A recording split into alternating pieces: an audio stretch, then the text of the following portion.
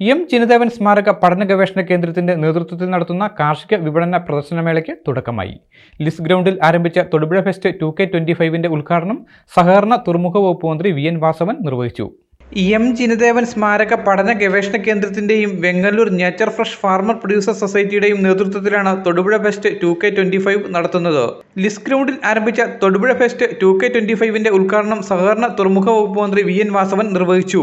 ഏറ്റവും പ്രശസ്തമായ നിലയിൽ നടന്നുവന്നിരുന്ന ഒരു കാർഷിക മേഖല തൊടുപുഴയ്ക്ക് അവകാശപ്പെട്ടതായി കുറെ നാളുകളായി നടക്കാതിരിക്കുന്ന സാഹചര്യം ഭാവിയിൽ ഈ കാർഷിക മേള ഏറെ ഒരു വിശാലമായ രൂപത്തിൽ സംഘടിപ്പിച്ച് അതിനോടനുബന്ധമായി വിവിധ തരത്തിലുള്ള പ്രദർശനങ്ങളും വിപണനങ്ങളും നടത്താൻ കഴിയുന്ന തരത്തിൽ ഒപ്പം സാംസ്കാരിക സായാഹ്നവും കൂടിച്ചേർന്ന് നമ്മുടെ സംസ്കാരത്തെ എല്ലാ നിലയിലും പുരോഗതിക്ക് നയിക്കാൻ സഹായിക്കുന്ന സാഹചര്യങ്ങൾ സംജാതമാക്കാൻ ഈ ഫെസ്റ്റിന് കഴിയും.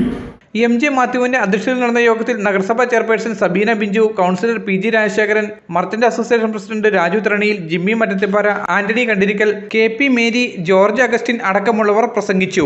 ജനുവരി 25 മുതൽ ഫെബ്രുവരി 2 വരെ നടക്കുന്ന ഫെസ്റ്റിൽ വിവിധ സർക്കാർ സ്റ്റാളുകൾ, മാധ്യമ പ്രദർശനങ്ങൾ, കവിയരങ്ങ്, ഫുഡ് കോർട്ടുകൾ, കലാപരിപാടികൾ എന്നിവയും ഒരുക്കിയിട്ടുണ്ട്. Media today news Thodupuzha. Light weight ആഭരണങ്ങൾ എന്നും നമുക്ക് പ്രിയപ്പെട്ടതാണ്. ബജറ്റ് ഫ്രണ്ട്ലിയായ ലൈറ്റ് വെയ്റ്റ് ആഭരണങ്ങളുടെ ഏറ്റവും വലിയ കളക്ഷനുമായി മലബാർ ഗോൾഡ് ആൻഡ് ഡയമണ്ട്സ് തൊടുപുഴയിൽ ഒരുക്കുന്ന light weight jewellery show February 3 മുതൽ 9 വരെ ഞങ്ങളുടെ തൊടുപുഴ ഷോറൂമിൽ. മനസ്സിനിണങ്ങിയ ഡെയിലി വെയർ ആഭരണങ്ങളുടെ അതിവിപുലമായ കളക്ഷന് പുറമെ ട്രെൻഡി ഡിസൈൻ ആഭരണങ്ങളുടെ സമാനതകളില്ലാത്ത ശ്രേണി നിങ്ങളെ കാത്തിരിക്കുന്നു.